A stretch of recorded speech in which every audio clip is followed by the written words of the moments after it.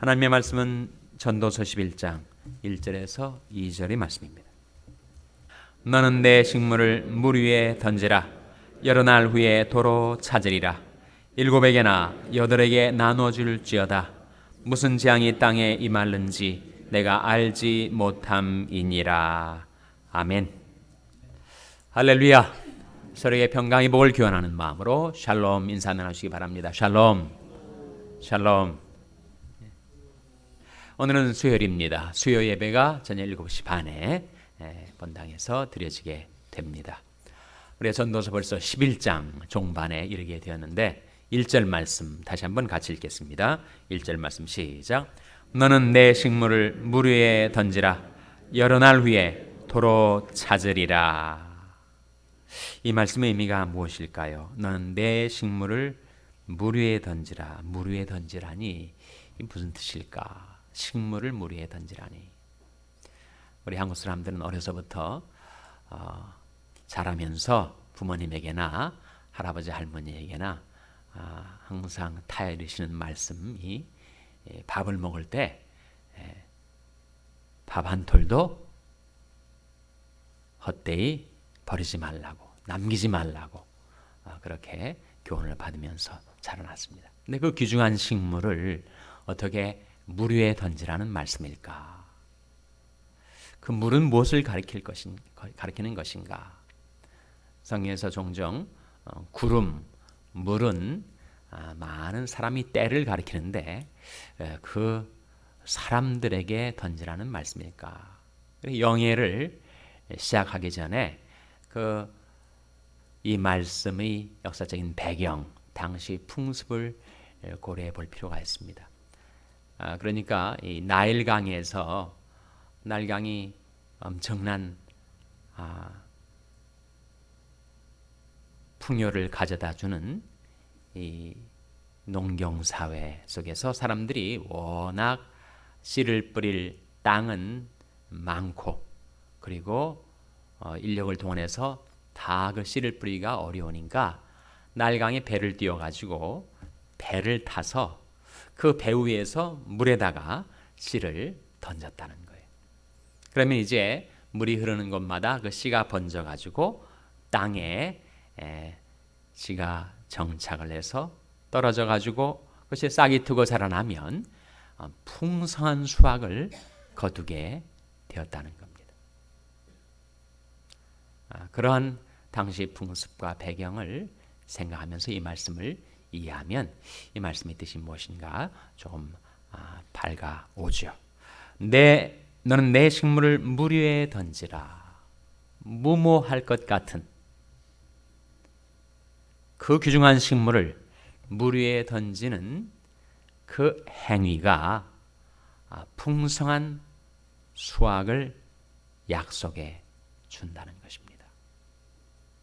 식물로 대표되는 우리 삶에 꼭 필요하고 그리고 귀중한 것들을 남을 위해서 베풀 때, 던질 때 그것이 우리에게 몇 날이 못 돼서 풍성한 수확으로 되돌아온다는 것이죠.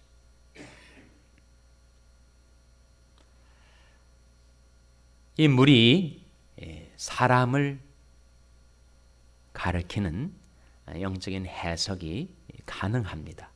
많은 사람들에게 귀중한 것, 물질, 식물, 말씀 이런 것들을 베풀고 나누어 주면 그것이 몇 날이 못 돼서 내가 도로 찾게 될 것이다 하는 말씀인데 사실 음식물을 물 위에 던지는 것은 정말 아까운 일이죠.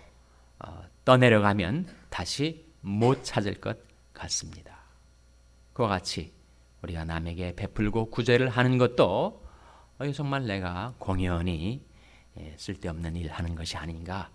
저 사람은 그것을 감사도 아니하고 또 은혜로 여기지도 않고 그리고 전혀 유용할 것 같지 않은 이러한 일을 내가 왜 하는가. 그렇게 생각될 때가 있을지라도 그 물 위에다가 식물을 던지며 살아가는 그런 관대한 마음, 풍족한 심성으로 인생을 살아가는 자는 반드시 도로 찾게 될 때가 있는데, 그에게 은덕을 끼친 그 사람에게 도로 받게 되는가? 그런 경우는 그리 많지 않은 듯 싶습니다. 내가 남을 도와줬을 때 그 사람이 정말 배은망덕하는 것처럼 느껴질 때가 종종 있다는 거죠. 그 사람에게 도로 찾는 것이 아니라 전혀 예상치 않았던, 예기치 않았던 다른 사람들에게 내가 수확을 거둘 때가 있다는 거예요. 그러니까 내가 돕는 그 사람에게 꼭 내가 다시 반대급부로 내게 주어질 것이다 라고 예상하지 말라는 거죠. 그러면 실망하게 된다는 겁니다. 오히려 엉뚱한 다른 사람에게 내가 절실할 때, 내가 궁핍할 때 도움을 받게 되는 경우가 더 많다는 거예요. 그것은 사실 하나님께서 물 위에 식물을 던지는 그 사람의 무모하고 관대한 그 마음과 행위를 보시고 하나님이 축복하셔서 다른 사람들을 통하여 그에게 상급을 주시는 거죠. 그리스도인의 삶은 그와 같이 기뻐하며 사랑하며 사는 삶이다. 무엇을 기뻐하며 누구를 사랑하며 산다는 것인가? 예수를 기뻐하며 이웃을 사랑하며 살아가는 삶입니다. 하나님의 성령은 사랑의 영이세요. 그래서 우리가 성령 안에서 행하다 보면 이기적인 사람도 변해서 남을 사랑하는 사람으로 바뀌어진다는 겁니다. 예수를 바라보고 성령 안에서 살아가는 삶, 기뻐하며 사랑하며 살아가는 삶, 찬송하며 나눠주며 살아가는 삶. 그래서 우리가 하나님께 드리는 제사에 두 종류의 제사가 있다는 거예요. 하나는 하나님께 드리는 찬미 제사, 다른 하나는 다른 사람들에게 베푸는 선행의 제사. 다른 사람에게 선을 베푸는데 그것이 사람에게 베푸는 일이지만 하나님께 드리는 제사로 하나님이 간주해 주신다는 겁니다. 바로 히브리서 13장 15절 16절에 나오는 말씀이죠. 찾아보시기 바랍니다. 히브리서 13장 15절 16절 말씀 찾아서 우리 한번 같이 읽겠습니다. 신약성경 369면 히브리서 13장 15절 16절 말씀 우리 찾아서 같이 읽겠습니다. 신약성경 369면 히브리서 13장 15절 16절 말씀 찾아서 같이 읽겠습니다. 시작. 이러므로 우리가 예수로 말미암아 항상 찬미 제사를 하나님께 드리자. 이는 그 이름을 증거하는 입술의 열매니라. 오직 선을 행함과 서로 나눠주기를 잊지 말라. 이 같은 제사는 하나님이 기뻐하시느니라. 여기에 두 종류의 제사가 나오죠. 15절의 제사는 무슨 제사라고요? 찬미 제사라고 했습니다. 16절의 제사는 무슨 제사입니까? 선을 행함과 나눠주는 제사.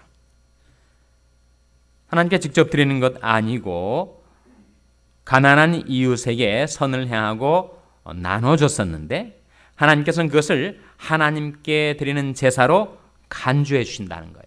그것을 기뻐하신다고 말씀하시고 있습니다. 그래서 우리 그리스도인의 삶은 하나님께는 찬미 제사를 드리고 이웃에게는 선을 행함과 나눠주는 제사를 드리며 살아가는 삶. 그것을 하나님께서 기뻐 받으신다고 말씀하시고 있습니다.